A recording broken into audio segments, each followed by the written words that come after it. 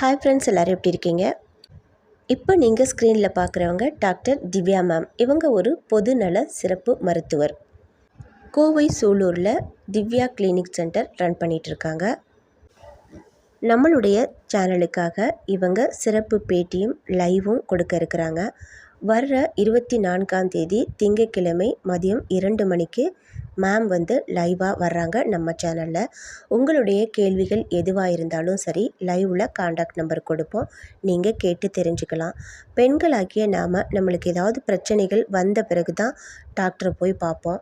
அது வராமல் எப்படி தவிர்க்கிறது, எப்படி நம்ம உடல் நலத்தை பாதுகாக்கிறதுங்கிறத டாக்டர் நம்மளுக்கு தெளிவாக விளக்கம் கொடுக்க இருக்காங்க.